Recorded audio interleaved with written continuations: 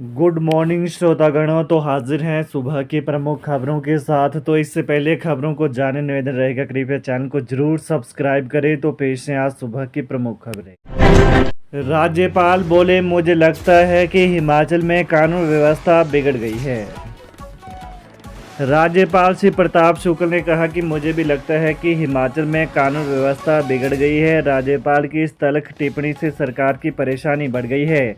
विपक्ष पहले ही बिगड़ी कानून व्यवस्था को लेकर सरकार पर हमलावर है। राज्यपाल ने सोलन में पत्रकारों से अनौपचारिक बातचीत में कहा कि प्रदेश में बिगड़ी कानून व्यवस्था को लेकर प्रतिपक्ष के नेता जयराम ठाकुर के नेतृत्व में उनके विधायकों ने एक ज्ञापन दिया, जिसके आधार पर वे सरकार से जानना चाहेंगे कि प्रदेश में बिगड़ी कानून व्यवस्था को कैसे ठीक किया जाएगा। हिमाचल एक छोटा सा राज्य है, छोटे राज्य में ही कानून व्यवस्था बिगड़े यह ठीक नहीं है। पंजाब में हिमाचल की बसों के साथ हो रही तोड़फोड़ की घटनाओं को लेकर उन्होंने कहा कि पर्यटकों की गाड़ियों व बसों की सुरक्षा उस राज्य की सरकार की जिम्मेदारी है। शांता कुमार बोले, एक देश एक चुनाव महत्वपूर्ण और ऐतिहासिक। पूर्व मुख्यमंत्री शांता कुमार ने कहा कि पंडित जवाहरलाल नेहरू के बाद लगातार तीसरी बार देश के प्रधानमंत्री बनने का नया कीर्तिमान स्थापित करने वाले नरेंद्र मोदी ने कुछ ऐतिहासिक और असंभव काम करके दिखाए हैं। कश्मीर में धारा 370 की समाप्ति, 500 वर्ष के बाद राम मंदिर का निर्माण और कुंभ मेले की सफलता मोदी सरकार की शानदार उपलब्धियां हैं। इनमें अब एक और नई उपलब्धि एक देश एक चुनाव जुड़ने वाली है। कहा कि भारत के अतिरिक्त विश्व भर में कोई ऐसा देश नहीं है जिसमें पूरे 5 वर्ष किसी न किसी प्रदेश में चुनाव होते रहते हों। विश्व के बहुत से नेता इसके लिए भारत का मजाक करते हैं। भारत में पूरे 5 वर्ष केवल चुनाव का मूड रहता है। एक चुनाव समाप्त होने के बाद दूसरे प्रदेश का चुनाव आ जाता है। विमल नेगी की पोस्टमार्टम रिपोर्ट आई, सामने नहीं मिले चोट के निशान। हिमाचल प्रदेश पावर कॉरपोरेशन के चीफ इंजीनियर विमल नेगी की पोस्टमार्टम रिपोर्ट शिमला पुलिस के पास पहुंच गई है। विमल नेगी की पोस्टमार्टम रिपोर्ट में शरीर पर कहीं पर चोट नहीं पाई गई है। इसके बाद पोस्टमार्टम की फाइनल ओपिनियन आएगी। चीफ इंजीनियर विमल नेगी के सुसाइड केस में शिमला पुलिस ने 6 पुलिस अधिकारियों की SIT बनाई है। SP संजीव गांधी के नेतृत्व में ASP नवदीप सिंह, DSP शक्ति सिंह सहित 6 पुलिस अधिकारियों और cyber expert Himachal Pradesh power corporation के चीफ इंजीनियर विमल नेगी के सुसाइड केस की जांच कर रहे हैं। शिमला पुलिस की SIT ने शनिवार को प्रदेश पावर कॉरपोरेशन के कर्मचारियों से शनिवार देर रात तक कई घंटे पूछताछ की। चीफ इंजीनियर विमल नेगी की मौत मामले की जांच के लिए पुलिस टीम ने कार्यालय का रिकॉर्ड और इलेक्ट्रिक उपकरण भी कब्जे में लिए हैं।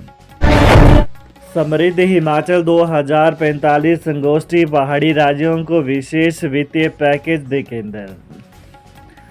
उप मुख्यमंत्री मुकेश अग्निहोत्री ने कहा कि पूर्व प्रधानमंत्री इंदिरा गांधी यह जानती थी कि हिमाचल प्रदेश एक छोटा पहाड़ी क्षेत्र है और कठिन भौगोलिक परिस्थितियां होने के कारण इस राज्य को आर्थिक तौर पर आत्मनिर्भर बनने में भारी चुनौतियों का सामना करना पड़ेगा।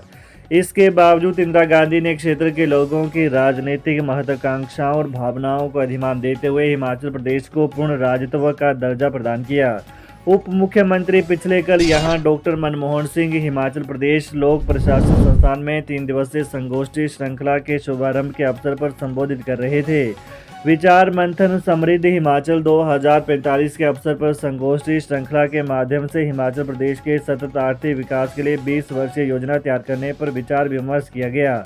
उप मुख्यमंत्री ने कहा कि इस कार्यक्रम के दौरान सहयोगात्मक चर्चाओं के माध्यम से हिमाचल प्रदेश को सतत विकास और आर्थिक वृद्धि के बीच संतुलन बनाते हुए दीर्घकालिक लक्ष्यों को प्राप्त करने की दिशा में आगे बढ़ने के लिए नवीन समाधान खोजे जाएंगे।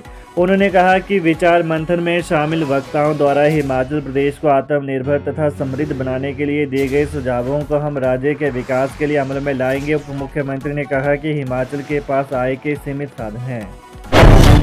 सैलानियों को खूब भा रहा है हिमाचल, जानिए इस साल कितना पहुंचा आंकड़ा। प्रदेश में पहुंचने वाले सैलानियों के ग्राफ में फिर से बढ़ोतरी होने लगी है। पर्यटन सबसे बड़े आर्थिक क्षेत्रों में से एक है जो रोजगार पैदा करता है, निर्यात बढ़ाता है और समृद्धि पैदा करता है। हिमाचल हाल के वर्षों में विदेशी और घरेलू दोनों यात्रियों के लिए एक प्रसिद्ध गंतव्य के रूप में उभरा है। हिमाचल प्रदेश के सकल राज्य घरेलू उत्पाद यानी जीएसडीपी में पर्यटन उद्योग का योगदान 7.78% है। घरेलू पर्यटकों का आगमन 2022 में 150.99 लाख और 2023 में 160.05 लाख से बढ़कर 2024 में 181.24 लाख हो गया है। 2017 में रिकॉर्ड 196 लाख और 2019 में 172.12 लाख टूरिस्ट हिमाचल पहुंचे हैं, जबकि 2020 में यह आंकड़ा गिरकर 32.13 लाख और 2021 में 56,37,000 के करीब रहा। 3 महीने से नहीं मिली सैलरी, पेखुबेला के कामगारों ने की हड़ताल। हिमाचल प्रदेश पावर कॉरपोरेशन के चीफ इंजीनियर विमल नेगी मामले के चलते सुर्खियों में आए। जिला ऊना के पेखुबेला स्थित 32 मेगावाट क्षमता के सोलर पावर प्लांट में कार्यरत कामगारों ने वेतन न मिलने पर कंपनी प्रबंधन के खिलाफ मोर्चा खोल दिया है। पिछले कल करीब 2 दर्जन कामगारों ने सोलर प्लांट के मुख्य गेट पर धरना प्रदर्शन किया और कंपनी प्रबंधन के खिलाफ जमकर नारेबाजी की। कामगारों ने चेताया कि अगर उन्हें टाइम पर वेतन न दिया गया तो वो अन्य मांगों को पूरा न किया गया तो आने वाले समय में गेट पर ताला जड़ दिया जाएगा। यही नहीं, कामगारों ने उग्र प्रदर्शन की भी चेतावनी दी है। कामगारों जसवीर सिंह, बलबीर चंद, दिलबाग सिंह, श्याम कुमार व अन्य ने कहा कि वो सोलर प्लांट में काम करते हैं। पिछले कुछ समय से इन्हें कंपनी के अंडर कर दिया गया है। अब कंपनी द्वारा इन्हें 3 माह से सैलरी नहीं दी जा रही है। अगर ये अपना वेतन मांगते हैं तो कंपनी प्रतिनिधि काम से निकालने की धमकियां दे रहे हैं। विधानसभा सत्र के बाद कल होगी मंत्रिमंडल बैठक। मुख्यमंत्री सुखविंदर सिंह सुक्खू की अध्यक्षता में 24 मार्च यानी कल विधानसभा सत्र के बाद साया मंत्रिमंडल बैठक आयोजित की जाएगी। बैठक में सत्र के दौरान लाए जाने वाले विधेयकों को मंजूरी प्रदान की जाएगी। इसमें सबसे महत्वपूर्ण विधेयक संगठित अपराध, सिंडिकेट या गिरोह की तरफ से गैर कानूनी गतिविधियों की रोकथाम और नियंत्रण के अलावा उससे निपटने से संबंधित है। यह विशेष प्रावधान चिट्टे जैसे नशे के कारोबार से जुड़े अपराधियों पर नकेल कसने को लेकर है। 337 करोड़ कर्ज लेगी हिमाचल सरकार, अब प्रदेश पर होगा इतना कर्ज। 31 मार्च को समाप्त होने जा रहे वित्त वर्ष 2024-25 में राज्य सरकार 337 करोड़ रुपए का कर्ज लेने जा रही है। सरकार इस कर्ज को 15 वर्ष की अवधि के लिए उठाएगी। मुख्यमंत्री सुखविंदर सिंह सुक्खू की तरफ से वित्त वर्ष 2025-26 के लिए प्रस्तुत बजट के अनुसार पूर्व भाजपा सरकार 31 मार्च 2023 तक राज्य पर 76,185 करोड़ रुपए कर्ज विरासत में छोड़ गई। उसके बाद वर्तमान सरकार ने अब तक 29,046 करोड़ रुपए कर्ज लिया है। इसमें से 12,266 करोड़ रुपए सरकार को ब्याज के भुगतान पर व्यय करने पड़े हैं तथा 8,693 करोड़ रुपए विकास कार्यों के लिए बच पाए। इन आंकड़ों के अनुसार यदि अब प्रदेश सरकार की तरफ से लिए जाने वाले 337 करोड़ रुपए ऋण की राशि को जोड़ दिया जाए तो हिमाचल प्रदेश पर 96,875 करोड़ रुपए कर्ज चढ़ जाएगा। इससे पहले राज्य सरकार की तरफ से इसी माह 322 करोड़ रुपए का कर्ज लिया जाएगा। वहीं राज्य सरकार को इसमें प्रति माह 4 तरह की देनदारियों को चुकाना पड़ रहा है। इसमें पहला कर्मचारियों का मासिक वेतन, दूसरा पेंशनरों की मासिक पेंशन, तीसरा पहले लिए ऋण का मूलधन लौटाना और चौथा ऋण के ब्याज का भुगतान करना शामिल है।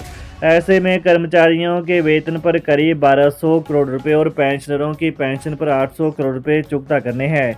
इसी तरह ऋण के ब्याज के तौर पर 500 करोड़ रुपए और कुल ऋण का मूलधन चुकाने के लिए 300 करोड़ रुपए की आवश्यकता रहती है। स्थिति में विकास कार्य के लिए 100 रुपए में से सिर्फ 24 रुपए बच रहे हैं। तो ये रही आज की प्रमुख खबरें। ताज़ा खबरों को जानने के लिए कृपया चैनल को अभी सब्सक्राइब करें। धन्यवाद।